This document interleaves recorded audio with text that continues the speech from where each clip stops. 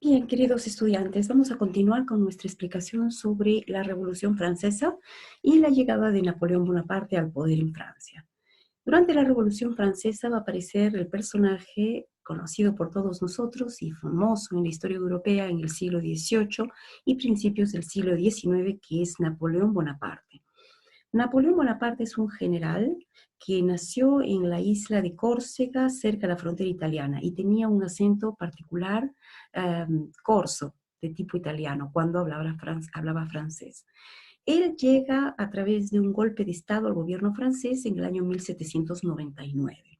En ese momento está la Convención Nacional, pero él la disuelve y se crea un directorio de 3 cónsules.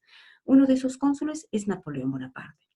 En el año 1802 asume el cargo de cónsul vitalicio. Es el único cónsul, ya no son 3, y él va a tener el cargo de por vida. Sin embargo, por ciertas influencias y algunas sugerencias que le hicieron llegar a Napoleón, decidió en el año 1804 transformar su cargo y convertirse en emperador de Francia. Napoleón I, emperador de Francia. Y es así que en el año 1804 Napoleón asume un nuevo rol ante los ciudadanos franceses. Napoleón era bastante querido por su manera de trabajar, era un hombre de mucha energía, un genio en los asuntos militares, muy buen estratega y además tenía un plan. Y su plan era extender los ideales de la Revolución Francesa al resto de Europa. Es decir, el plan nacionalista de Napoleón Bonaparte tenía como meta extender el gobierno de Francia o el mandato de Francia sobre el resto de las naciones vecinas europeas. Napoleón Bonaparte hizo varias cosas por el gobierno de Francia. Internamente creó un código, el Código Napoleónico que él promulgó el año 1804. Este código era un código de leyes civiles. Es importante el código de 1804 porque cuando las naciones latinoamericanas consiguen su independencia en las décadas de los años 10 y 20, incluso posteriores, del siglo XIX, es decir, recuerden el Perú, por ejemplo, 1821, entonces el Código Napoleónico va a ser en realidad la base para que varias de estas naciones creen sus propios cuerpos de leyes. Es por eso que este código es importante tanto para la nación francesa como para nuestra historia como ya nación con corte republicano en el siglo XIX. Napoleón Bonaparte además creó otro código, que era el Código Procesal Penal, que también se produce en el año 1807. Además, Napoleón organizó el ejército, que se había creado ya un ejército, se había reclutado un ejército nacional eh, a la caída de la era del terror. Y lo que hizo Napoleón Bonaparte fue organizar mejor el ejército y brindar una mejor formación militar a los oficiales franceses. Creó la moneda llamada el franco y creó el Banco de Francia.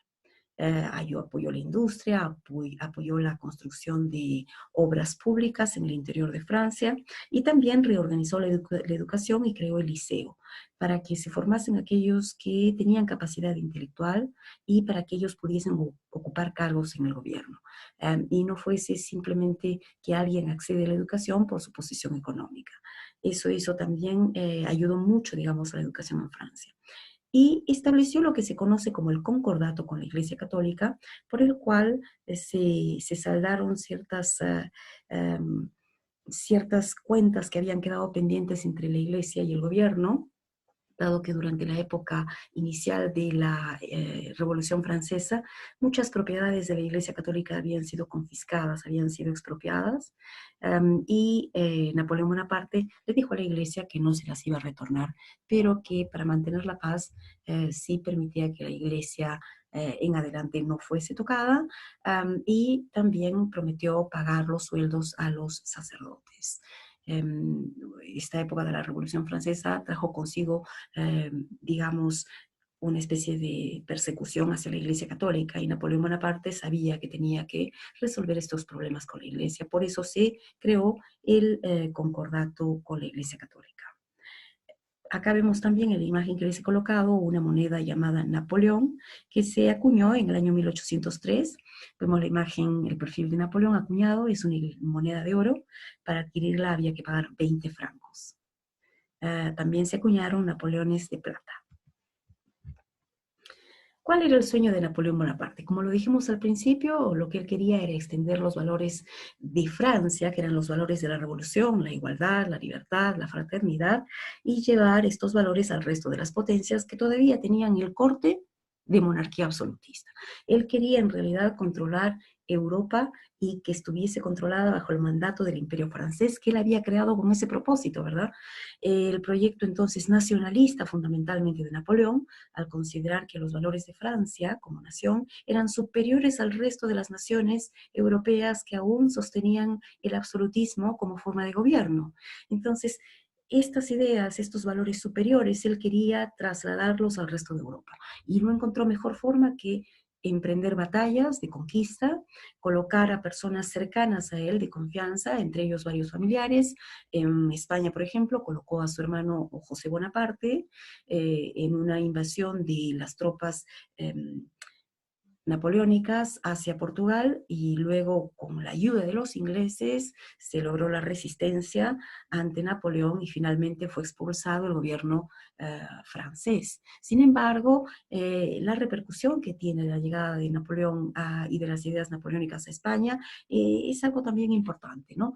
¿Por qué? Porque ya lo habíamos mencionado quizás en algún momento, que gracias al influjo de las ideas afrancesadas se logran las juntas de Cádiz que van a dar lugar a la formación de la Constitución española. Y se va a crear la Constitución de España en 1812 con la influencia de las ideas napoleónicas. Entonces, claro, la meta de Napoleón era el imperio napoleónico. Él quería llegar a todas estas naciones, ¿no? Y crear su gran imperio.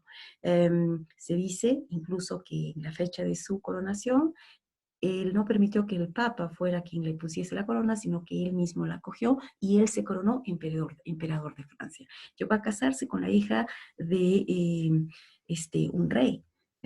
¿No? Entonces parece que los ideales napoleónicos eran una mezcla, ¿no? Entre ideas liberales y algunas ideas todavía con bastante carácter del antiguo régimen. Entonces, este sueño de Napoleón era gobernar Francia, perdón, gobernar Europa bajo el mandato de los franceses. Napoleón, claro, no era bien visto. Las ideas revolucionarias que habían traído los revolucionarios franceses eran un ataque directo al absolutismo del monarca.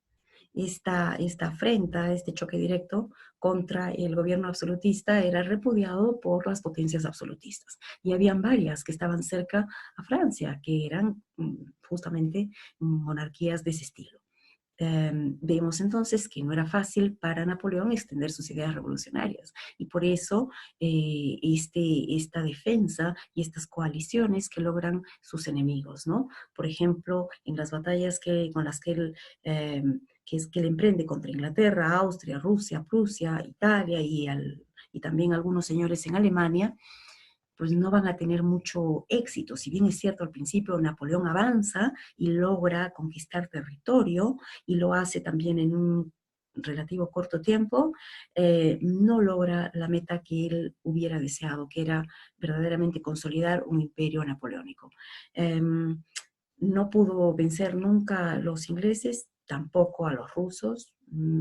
Perdió en las batallas que él había emprendido contra esos países. Al principio logró, digamos, imponerse sobre Austria, logró imponerse sobre Prusia, logró imponerse sobre el Reino de Italia y también logró formar la Confederación del Rin en el año 1806, pero no pudo contra los rusos por varias circunstancias y tampoco pudo realmente derrotar a los ingleses.